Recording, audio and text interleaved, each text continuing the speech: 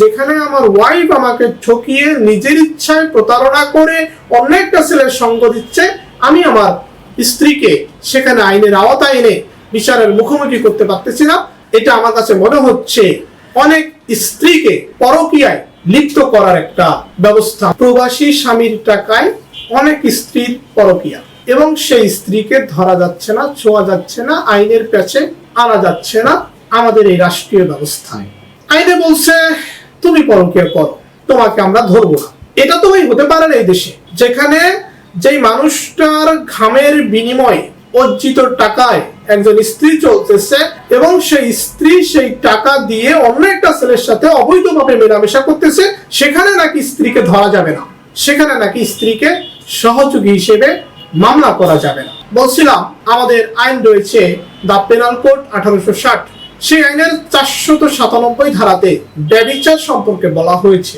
ব্যভিচার জিনিসটা কি আমরা যারা না জানি, ব্যভিচার জিনিসটা হলো আমার স্ত্রী আমার সম্মতি ছাড়া, আমার স্ত্রী আমার অজান্তে অন্য একটা ছেলের সাথে পরকীয়া বা অবৈধ মেলামেশা জড়াবে, এবং যে ছেলেটার সাথে পরকীয়া জড়াচ্ছে সেই ছেলেটাও আমার কাছ থেকে কোনো পারমিশন নেয় নাই যে আমার স্ত্রীর সাথে অবৈধভাবে মেলামেশা করতে পারবে কি পারবে না।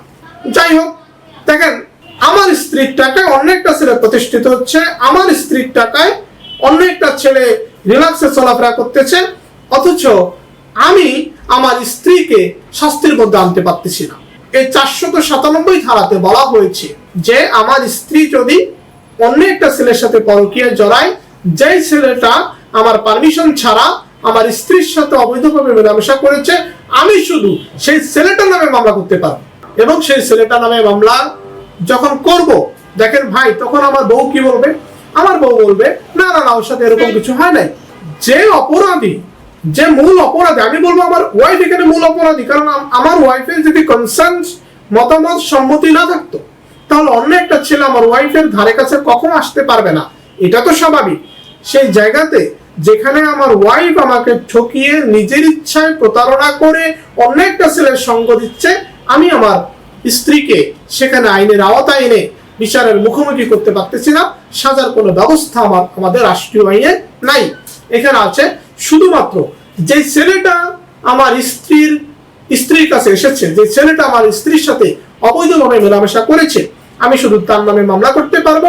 এবং আমি যদি প্রমাণ করতে পারি যে ওই ছেলেটা এরকম কাজ আমার ওয়াইফের সাথে করেছে, তাহলে সেই ছেলেটার 5 বছর পর্যন্ত জেল হবে। কিন্তু আমার দুঃখের বিষয় হচ্ছে, আমি যদি একজন সাধারণ মানুষ হিসেবে চিন্তা করি, আমার যদি ইচ্ছা না থাকে আমাকে পৃথিবীর কেউ টাচ করতে পারবে না। আমার যদি ইচ্ছা না থাকে আমার কাছে পৃথিবীর কোনো পুরুষ আসতে পারবে না।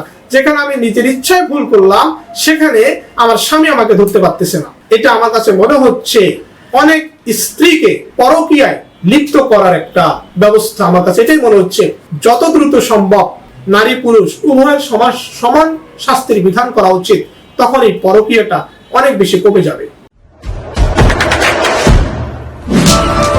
দেশে দেশে সবার সাথে দ্য নিউজ।